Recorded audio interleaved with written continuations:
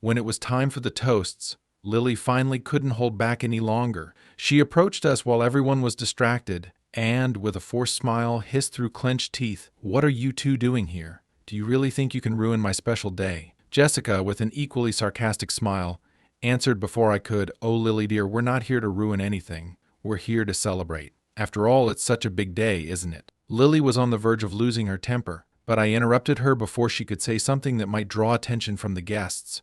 "Let's keep up appearances, Lily. You wouldn't want your husband to know that you're still so obsessed with me, right?" Her eyes flashed with rage, but she turned on her heel and walked back to Ben, who had no idea what was happening. Throughout the rest of the party, Jessica and I made a point of looking like we were having a great time, laughing together and exchanging knowing glances. It wasn't entirely an act. The truth is, while this started as a plan for revenge, I was genuinely beginning to enjoy Jessica's company. She was sharp, witty, and above all, she understood what I had gone through. Then something unexpected happened. As we danced, I noticed Ben approaching Jessica. He seemed agitated, and soon I realized they were arguing in hushed tones. I moved closer discreetly and overheard Ben saying something like, "Why are you here with him? This has nothing to do with you. We're over, remember?" Jessica laughed, but it was a bitter laugh. "We're over because you cheated on me, Ben, remember, and now you expect me to care about who I hang out with." I just watched from a distance while Ben struggled to keep his cool. Jessica wasn't making it easy for him, and I knew that all of this was messing with his head. That's when I decided to turn up the heat. I grabbed a glass of champagne and walked up to the microphone that had been used for the toasts. "Sorry to interrupt everyone," I began with a smile on my face. All eyes turned to me, including those of Lily and Ben, who looked incredulous. "I just wanted to take this opportunity to thank the bride, Lily, for inviting me to this very special event." I paused, savoring the tension in the air. For those who don't know me, I'm her ex, and I'm really happy to see that she's found a man who can give her the life she's always dreamed of. By the way, Ben, congratulations on your your marriage. The room fell into an awkward silence, with guests exchanging uncertain glances. Lily looked like she was on the verge of breaking down in tears, while Ben clenched his fists, barely containing his anger. But I wasn't finished yet.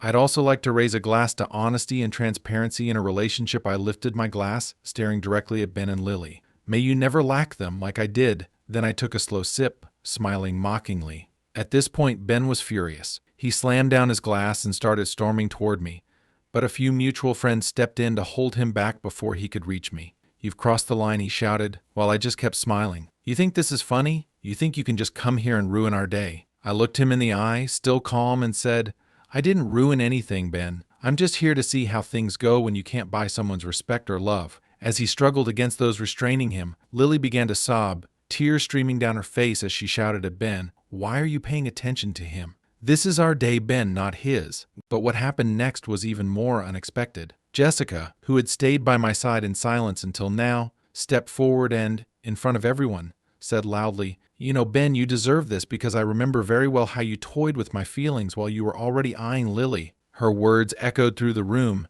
and now all the guests were witnessing a spectacle they never saw coming. Ben, speechless, looked at Jessica with a mix of anger and surprise. At that moment, Lily, consumed by desperation, started yelling, "I should never have invited you, you ungrateful jerk. I just wanted to show you that I'm better off without you." I merely shrugged and replied, "And I wanted to see if you really were. Apparently you still have something to prove to me." By now the venue security was approaching, but Jessica and I were already ready to leave. As we walked toward the exit, I could hear Lily and Ben shouting, echoing through the hall. The fairy tale wedding she had planned had turned into a disaster, and in a way I felt satisfied to have given her a taste of what she had tried to do to me. On the way out, Jessica turned to me and asked, "Do you think we went too far?" I chuckled softly and replied, "I think we went just as far as we needed to." In the days that followed, I heard rumors that Ben and Lily had a massive fight and their marriage was already on the rocks. She was desperately trying to keep up appearances, but everyone knew that their marriage had started on a disastrous note.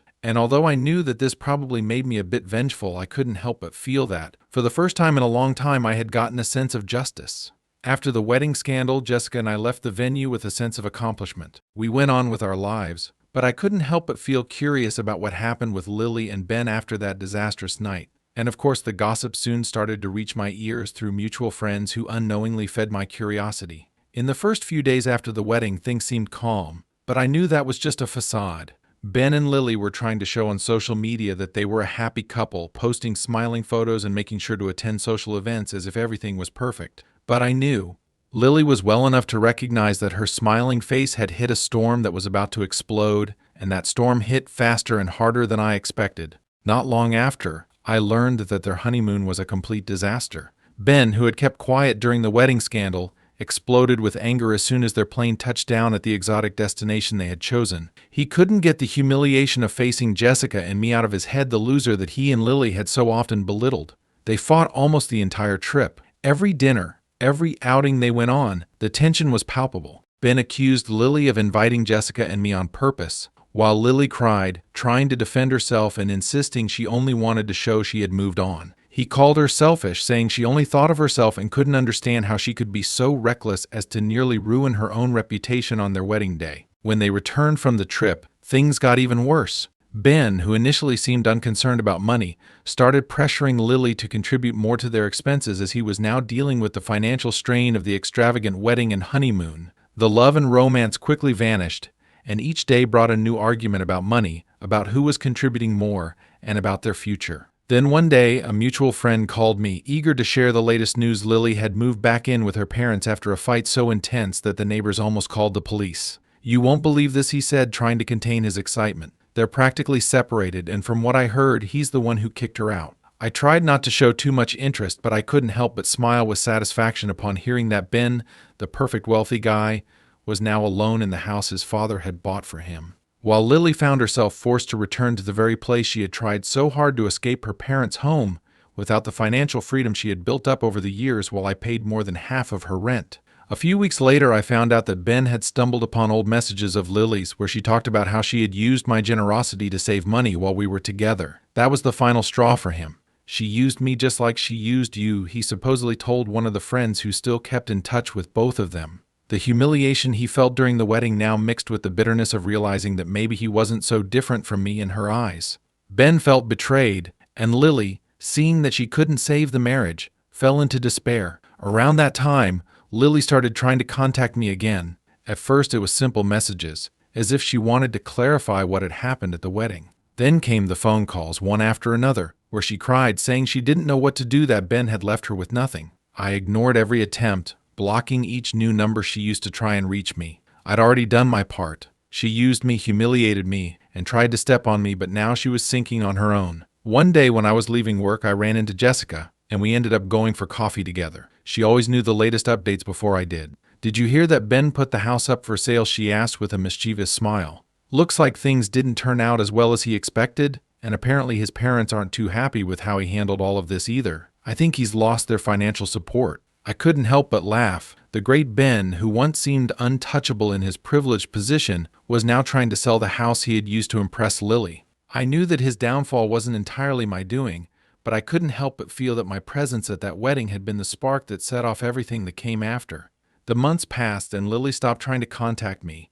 She seemed to have finally realized that there was nothing more she could get from me. And as for me, I was enjoying every moment of my new life. My career was going well, and living alone was everything I needed to start fresh. One night, while I was watching a movie, I got a message from Jessica. She had come across a long social media post from Lily, talking about learning from mistakes and the importance of valuing those who are by your side. It was clearly a regretful message about what she had lost in an attempt to paint herself as the victim after everything she had done. I just laughed and replied to Jessica, "Some people never change." And deep down I knew that even if Lily tried to rewrite her version of the story, I had finally come out on top. She had tried to humiliate me, but she ended up sinking in her own arrogance. Ben, who entered her life as the grand prize, had become a constant reminder that appearances don't last forever. And as for me, I moved on, free from the weight of both of them, with the satisfaction of knowing that the best revenge was watching their relationship crumble without me lifting a finger beyond accepting that invitation.